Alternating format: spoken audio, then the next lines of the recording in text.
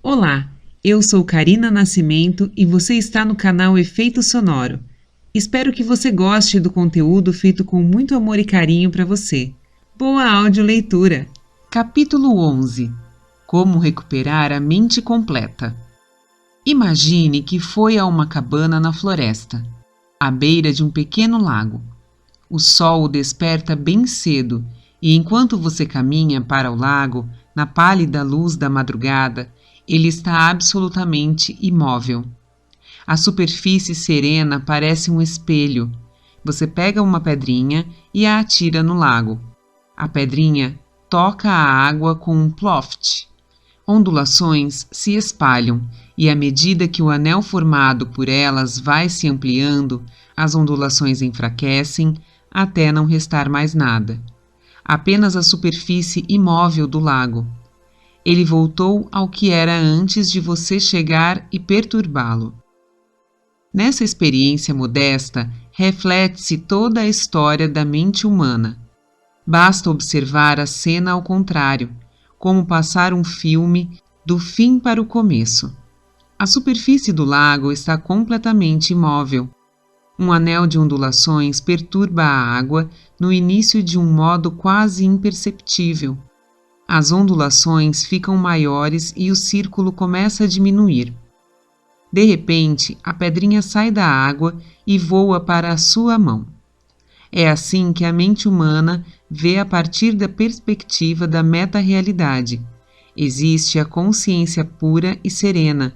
Uma atividade fraca começa a agitá-la, tão débil que você precisa ficar bem quieto e atento para percebê-la. Mas essa atividade chama-se de vibração na consciência. Torna-se mais imperativa, até que algo totalmente formado passa a existir.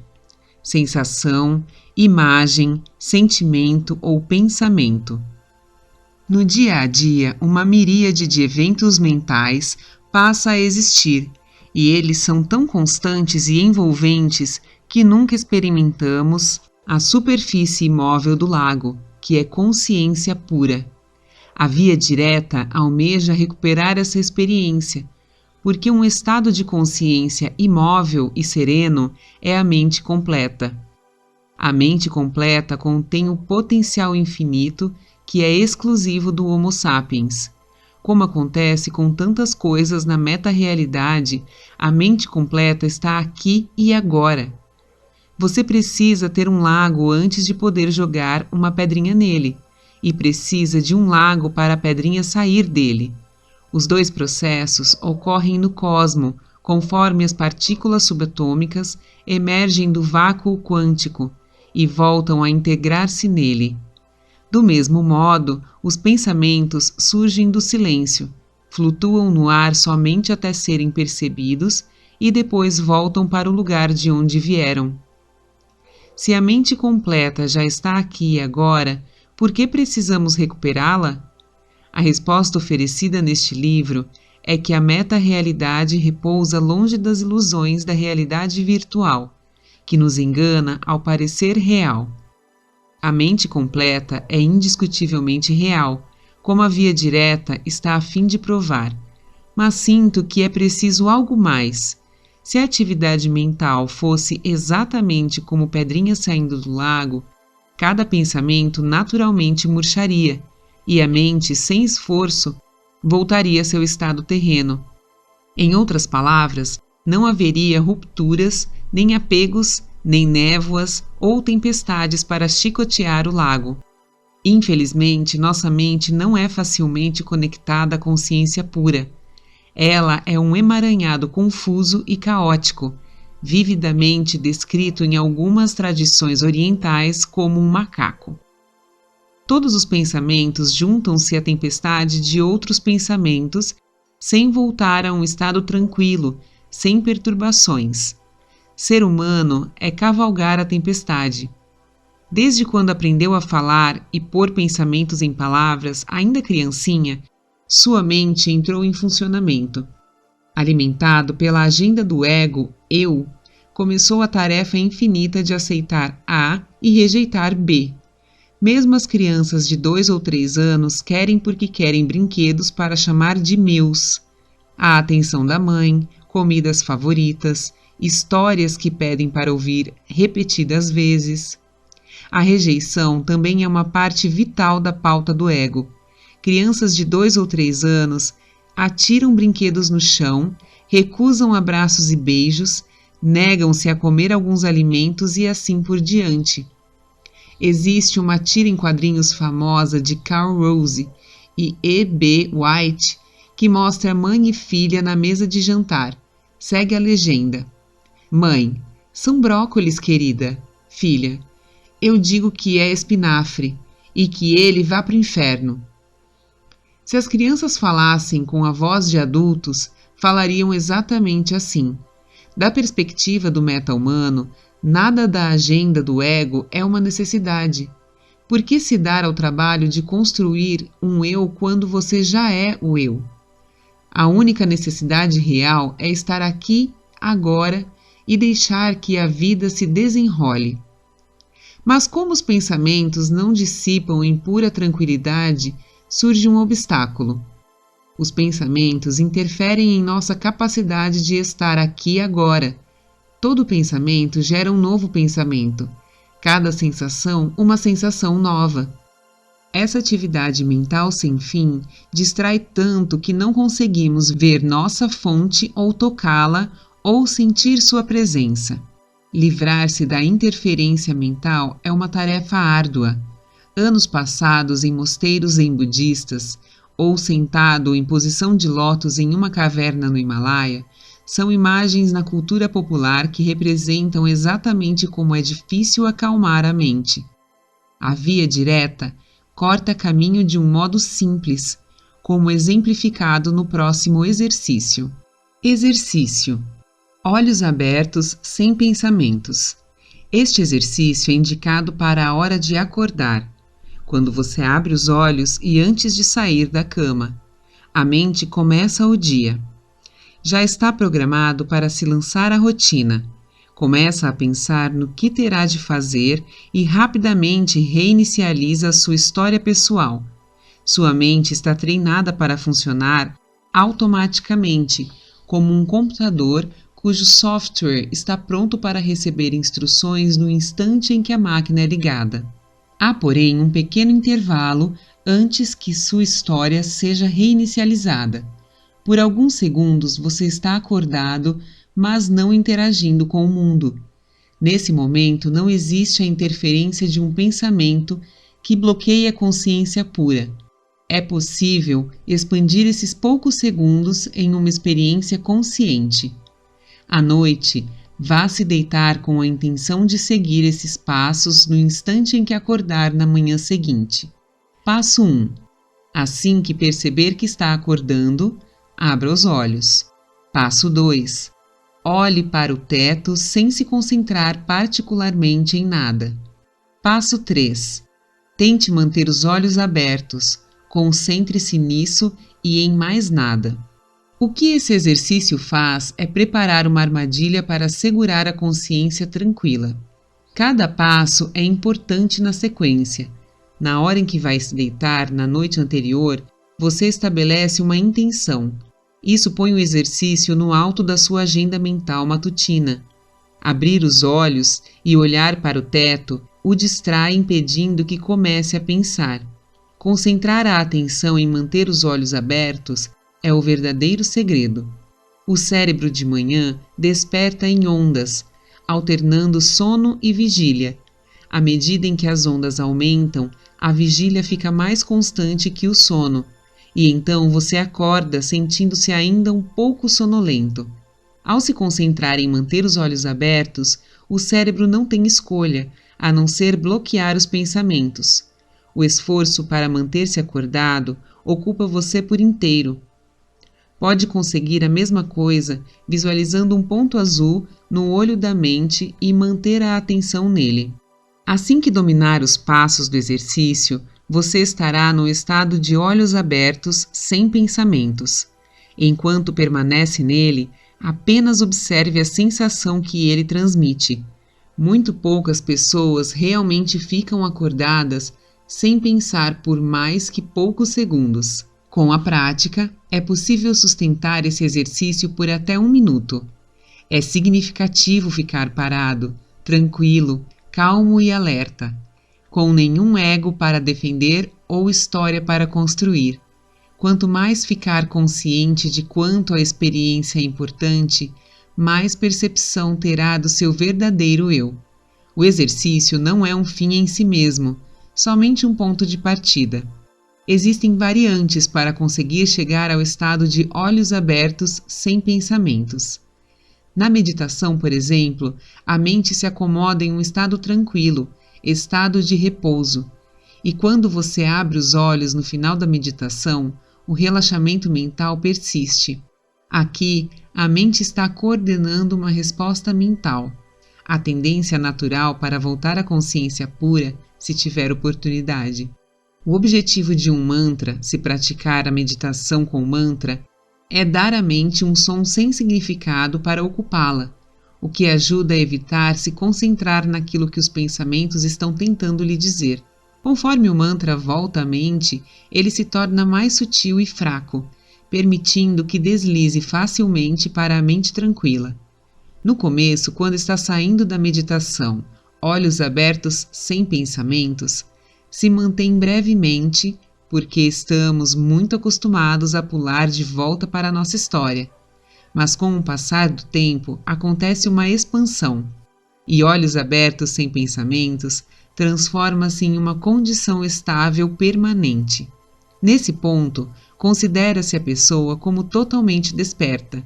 No exercício matinal que acabamos de apresentar, olhos abertos sem pensamentos corresponde a um vazio, mas a experiência de estar completamente desperto, não.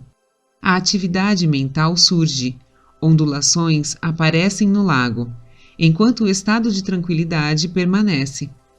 O silêncio e a atividade são vividos como uma coisa só.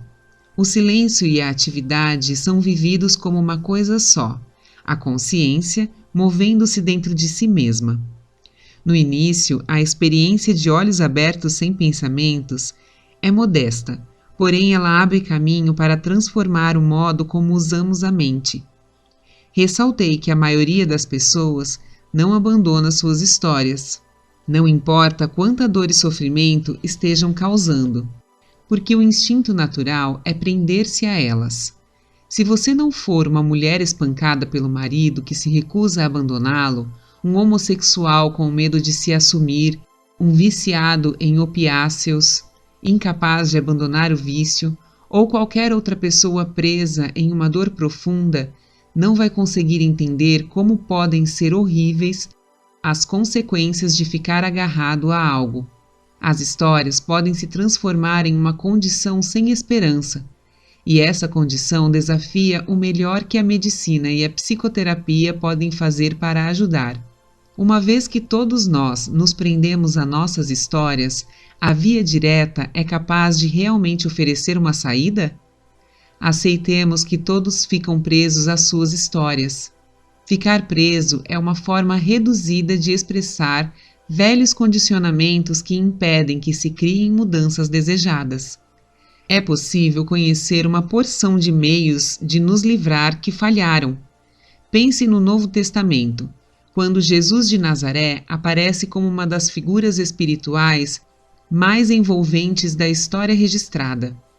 A história do Filho de Deus, que prega a paz no mundo e por isso é crucificado, constitui um drama que tem perpassado o Ocidente por 2 milênios.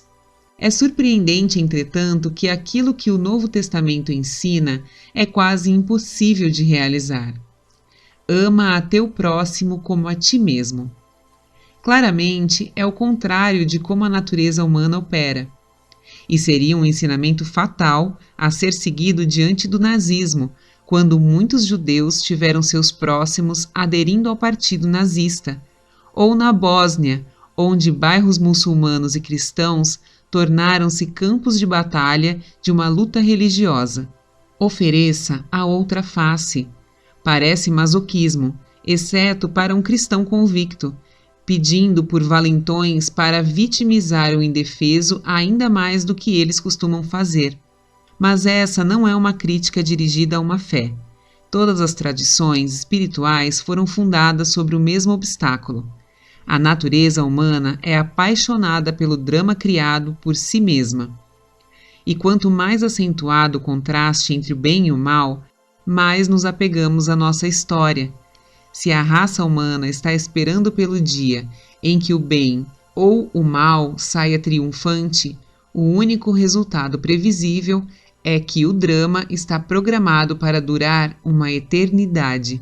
A maioria das pessoas está presa ao drama em nível bem mais brando, exceto por aqueles momentos quando forças inconscientes irrompem em uma nação ou o mundo em geral é arrastado até a beira da catástrofe. Muitas vezes mergulhando no abismo, o dia a dia fica preso em desejos, deveres e exigências mundanas. Do mesmo modo que o resultado será o mesmo se for afogado na banheira ou no mar. Entretanto, não é necessário viver a desgraça para experimentar a separação. A qualidade de vida pode ser boa ou ruim. A vida em geral fornece ambas. A situação se refere ao cerne da questão. Estar preso é estar preso. O drama é auto-perpetuante. Mesmo o desejo de escapar ao feitiço, sonho, ilusão, torna-se parte da história. Uma experiência passageira, como olhos abertos sem pensamentos, ou o relaxamento calmante da meditação, é como atirar ervilhas por um canudo de plástico contra um tanque. A dinâmica do nosso drama coletivo já se provou incontrolável. Se a mente completa não existisse, ninguém conseguiria inventá-la. Estamos todos presos demais para ver além da história em que estamos envolvidos.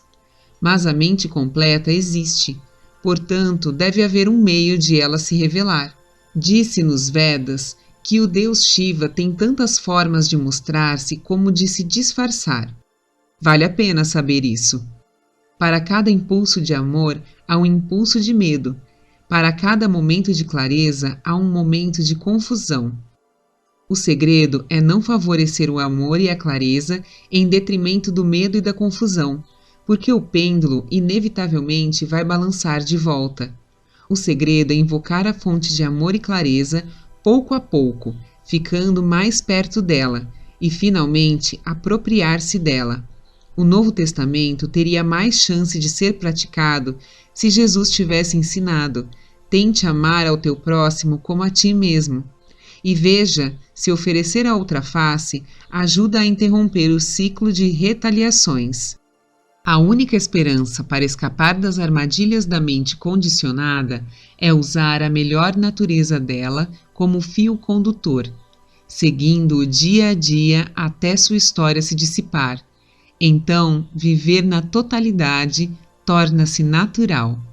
Um desejo para remover desejo. O círculo sem fim do bem e do mal, prazer e dor, felicidade e desgraça, é como uma fogueira que alimenta a si mesma.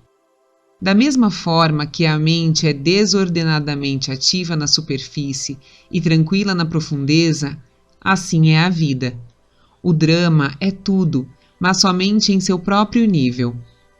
Quando você tem uma modesta experiência como olhos abertos sem pensamentos, a interferência da atividade mental cessa temporariamente. O que toma seu lugar é mais do que quietude. Por si mesma, uma mente silenciosa não é melhor quando se trata de negociar as exigências do dia a dia do que um carro seria se o motor morresse. Precisa haver algo que atraia dentro da experiência do silêncio. Esse algo existe na forma de uma presença tênue que já encontramos como o senso do eu. Somos mais naturais, relaxados, livres e presentes quando o senso do eu está próximo de nós. Entretanto, manter o sentimento de presença nos escapa. Creio que é justo dizer que os relances do verdadeiro eu, que geram experiências de amor, alegria, paz, segurança e autoestima, são as únicas coisas que têm trazido luz para a condição de ser humano. Existe um desejo natural de expandir experiências desse tipo. Em troca, o verdadeiro eu tem o poder de atração. Conhecido em sânscrito como Swarupa, a atração do eu. Sendo silencioso e passando despercebido, o senso do eu não pode nos libertar por si mesmo. Se já praticou meditação com mantra, esvaziamento da mente ou consciência unidirecional, que são técnicas valiosas para revelar o senso do eu, você sabe como a mente volta teimosamente à condição habitual. Com esforço, é possível treinar-se para exibir qualquer atributo espiritual. Bondade amorosa, misericórdia, obediência constante a Deus. Mas o senso do eu não pode ser treinado. Ele apenas é.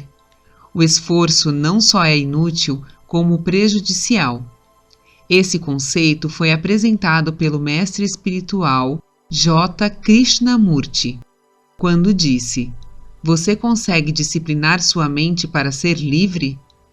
Aí é que reside o problema.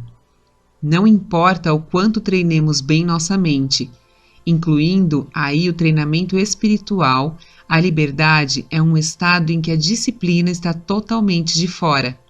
Eu tinha isso em mente quando disse que a via direta precisa ser fácil, eficiente e espontânea. Se quiser estar aqui agora, que é o estado de meta-humano, antes de tudo precisa parar de tentar.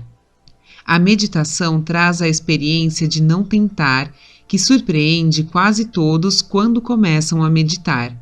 O senso do eu é trazido para a nossa consciência e sua presença pode verdadeiramente ser bem forte.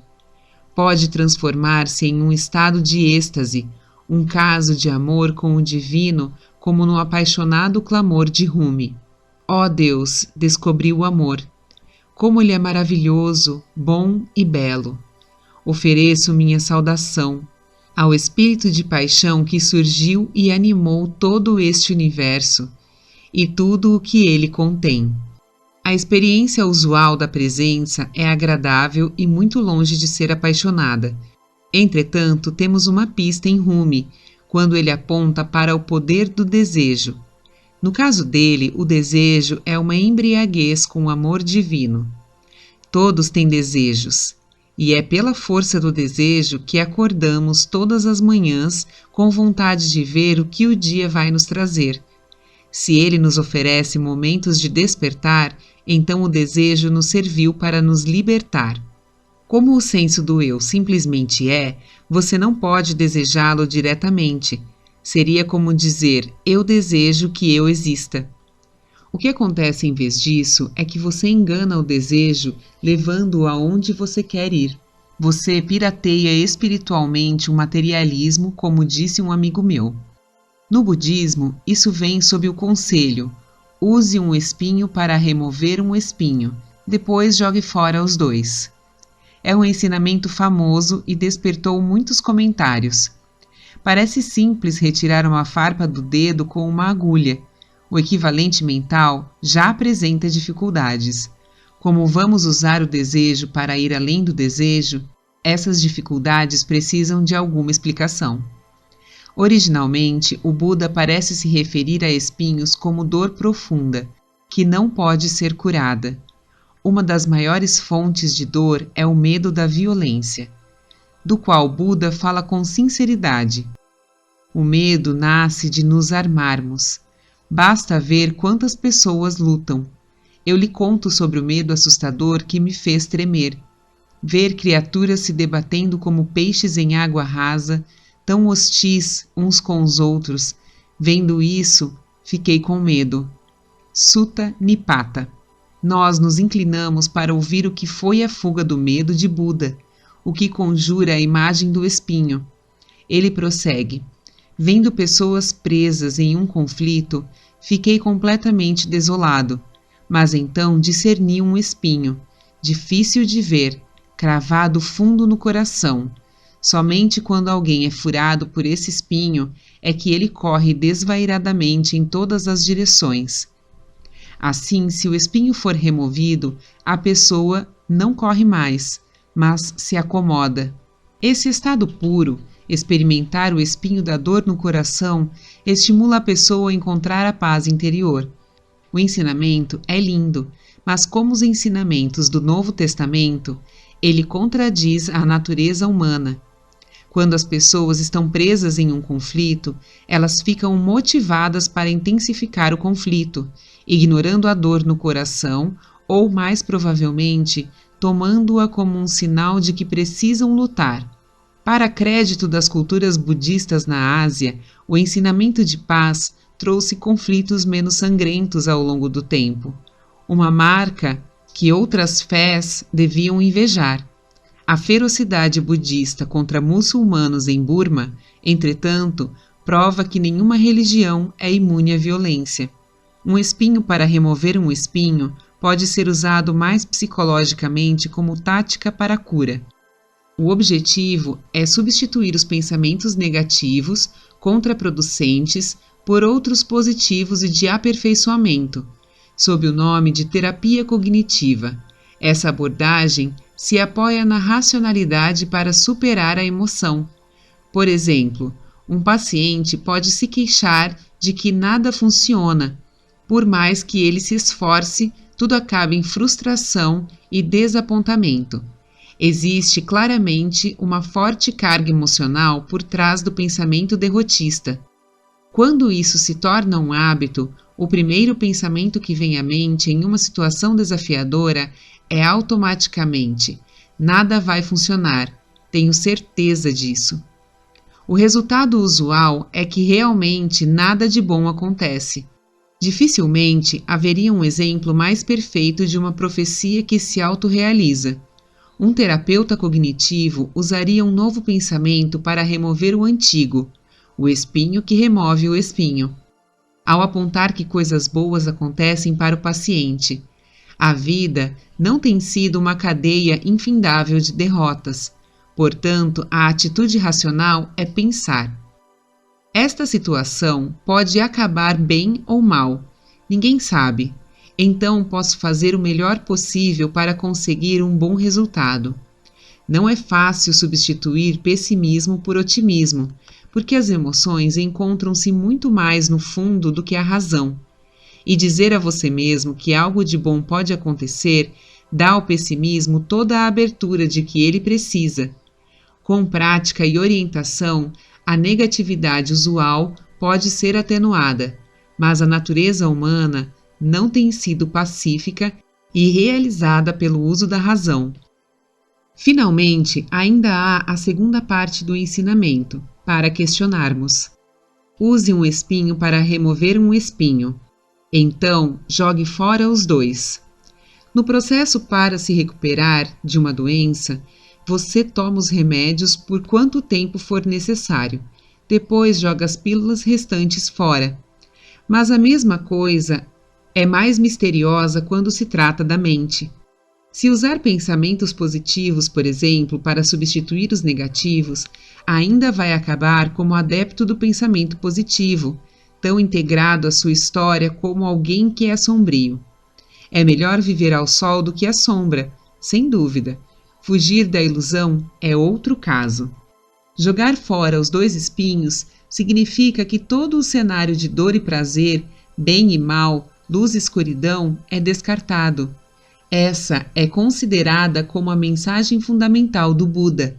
O diagnóstico é acurado e a perspectiva de ficar curado, vivendo além das garras do drama, é inspiradora. O desafio apresentado pela via direta é como tornar a inspiração uma realidade viva. Como limpar o caminho para o eu? A resposta, no meu entendimento, é usar o desejo como um espinho, porque todos nós já experimentamos sua natureza dupla.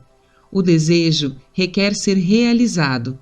Se o desejo for suficientemente forte, como na atração sexual, ele basta para enlouquecer a pessoa. O espinho causa dor porque ele nunca é suficiente para obter um momento de realização. O próximo desejo chega com uma nova exigência de ser realizado. Qual é o outro espinho? aquele que vai por fim à dor? A própria realização. Os moralistas que pregam contra o desejo, que o chamam de obra do diabo, ou em termos freudianos, a obra do id, tem visão limitada. O desejo é tão belo quanto traiçoeiro. A atração sexual leva a relacionamentos duradouros e amorosos, não apenas a agressão sexual. Creio que ninguém negaria essa verdade, e podemos avançar com ela usando o espinho do desejo para remover o espinho do desejo. Mas desejo pelo quê? Se as tradições espirituais nos oferecem o desejo por amor, paz, graça divina, misericórdia e um bilhete para o paraíso ou nirvana, apenas para fracassar no final, o que resta? A única resposta que posso imaginar é o desejo de ser real. O senso do eu, afinal, tem isso para oferecer, apenas isso. Nem a vara, nem a cenoura, somente a promessa de que você pode estar aqui agora, que é o modo de experimentar a realidade livre de toda a ilusão. Em termos práticos, a mente não pode aprender o que é ser real de uma só vez. A via direta ainda é um caminho. Leva tempo e a vida oferece todas as razões imagináveis para abandoná-lo. O desejo nos seduz para voltarmos nosso interesse para outro lugar qualquer. A velha história é muito insistente, mas você pode cultivar um interesse em obter a real. Não precisa ser mais difícil do que cultivar um interesse em vinho ou em colecionar selos ou romances russos. Só precisa ter curiosidade e a centelha do desejo, mencionado na tradição indiana como a faísca que queima a floresta. A necessidade de escapar da ilusão finalmente destruirá a ilusão inteira. A via direta é única, porque não somos ensinados pelo amor, pela paz, pela compaixão ou qualquer outra qualidade desejável que a vida possa trazer. Somos ensinados pela própria existência. Somente saber o que está no âmago da existência vai funcionar. Contradizendo Hamlet, ser ou não ser não é a questão. Ser é a questão por si só. Se você o chamar diariamente, seu verdadeiro eu ouvirá e apresentará respostas fascinantes e dinâmicas. Empenhado em descobrir o que significa estar aqui, você transforma a mente que carrega o velho condicionamento em um veículo que pode alcançar o além. A mente condicionada decidiu firmemente o que significa existir e assim nos aprisionou. Para nos libertarmos de uma vez por todas, a via direta vai ao encontro de um problema prático que foi descrito por antigos textos indianos como separar a água do leite. Em outras palavras, a realidade diária mistura o real e o irreal, de modo que eles ficam inseparáveis. Isso fica evidente quando se olha o cérebro que apresenta a realidade virtual, somente porque a realidade real, antes de tudo, nos torna conscientes. O pior filme já feito é projetado na tela usando o mesmo projetor de uma obra-prima cinematográfica. Muitas versões da via direta ensinam que somos como crianças assistindo às sombras chinesas na parede. Acreditamos nessas imagens tão completamente que a verdade nos escapa. As sombras não existem sem a luz que as torna visíveis. A realidade virtual só existe graças à meta-realidade. Separar a luz das sombras parece suficientemente fácil e a via direta prova isso. Tudo o que precisa fazer é levar sua atenção para o senso do eu.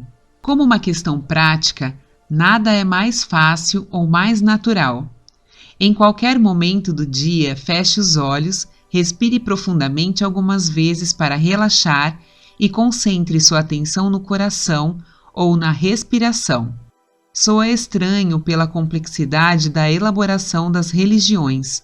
Que a jornada espiritual inteira seja apenas isso, relaxar e ter consciência de si mesmo. Ao fazer isso, você sutilmente deixa a atração do eu tornar-se uma experiência real.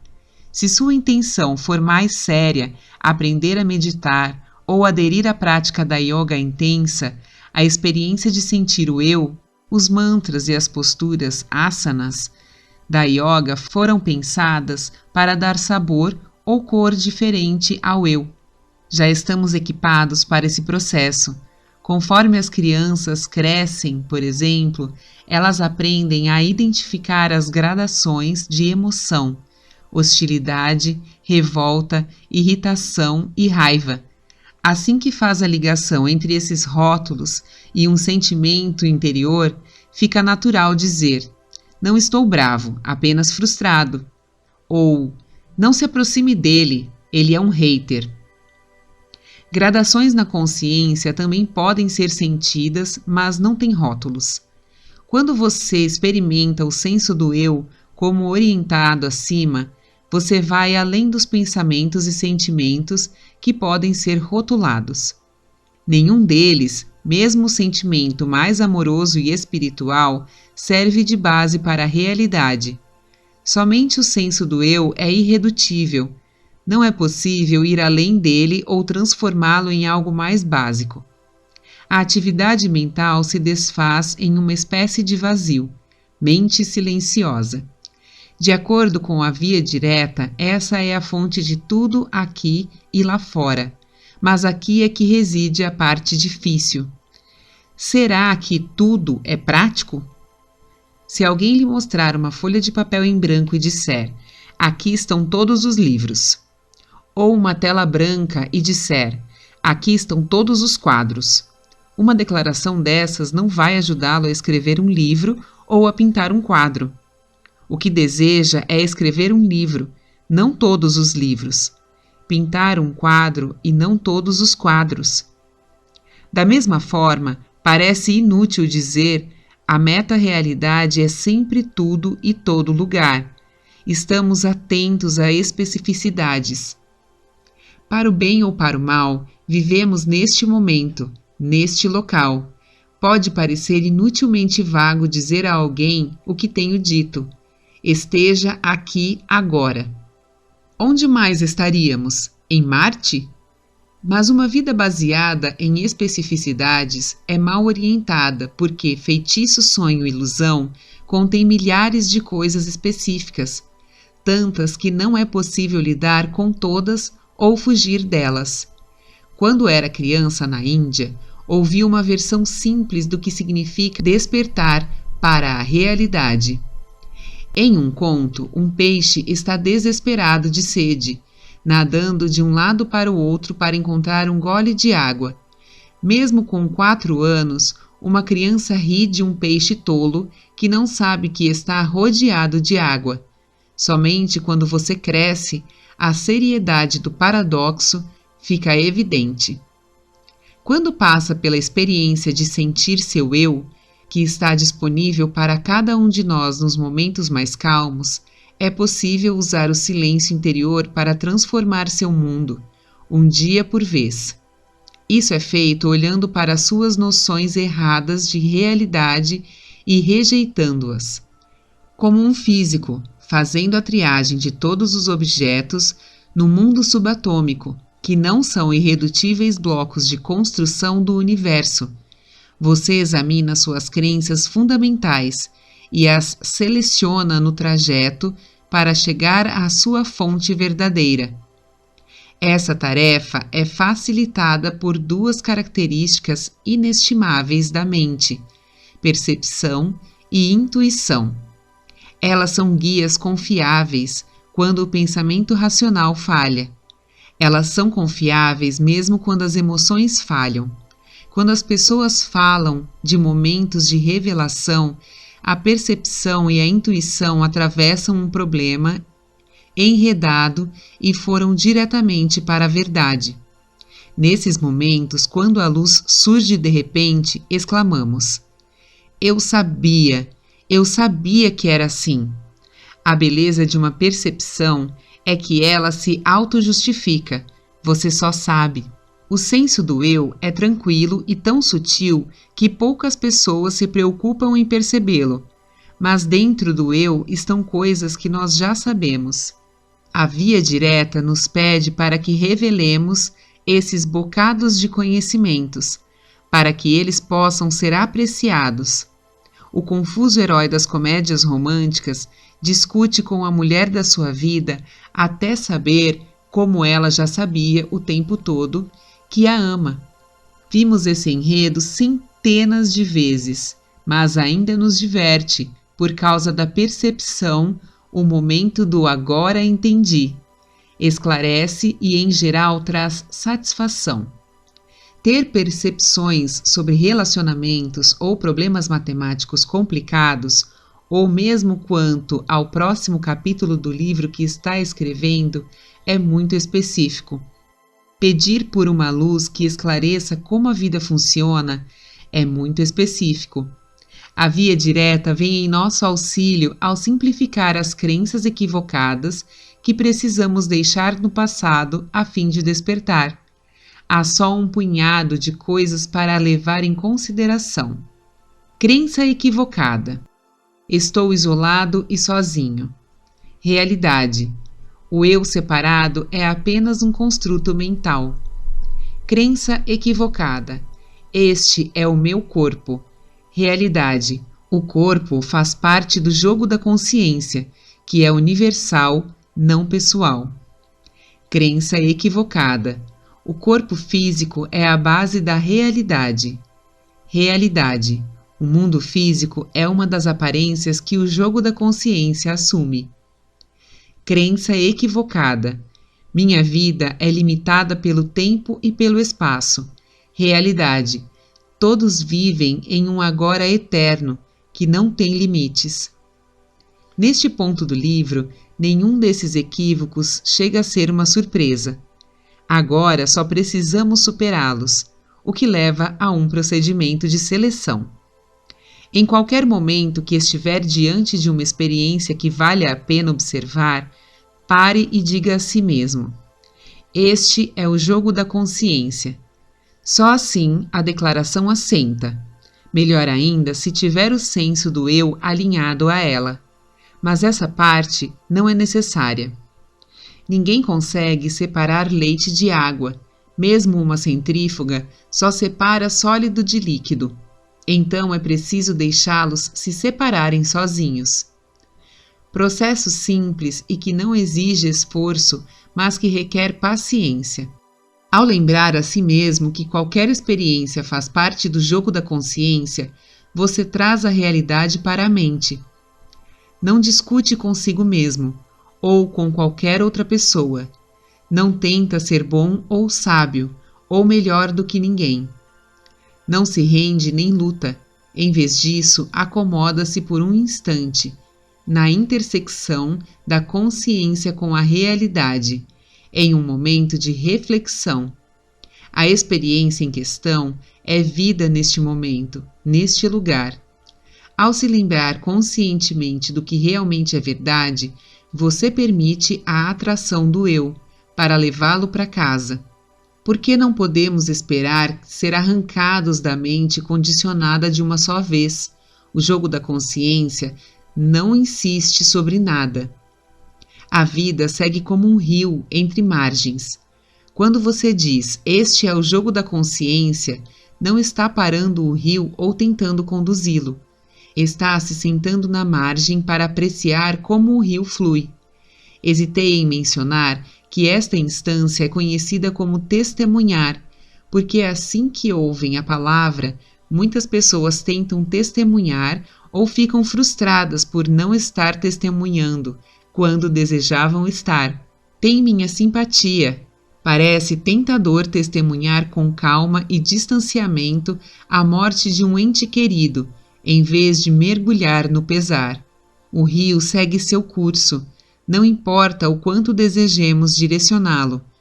Ele um dia se move para o pesar, o sofrimento e a dor, o conjunto inteiro. Então, ele se mantém em movimento. Não é simplesmente sofrimento. É o fluxo inexorável que nos leva à liberdade. Temos apenas que lhe dar permissão, em vez de lutar contra ele. Mesmo a luta é outro aspecto do rio. Um redemoinho pequeno que perde a importância quando o rio alcança o mar. Permitir é uma das palavras-chave para descrever a via direta, mas é outra palavra que hesito em mencionar.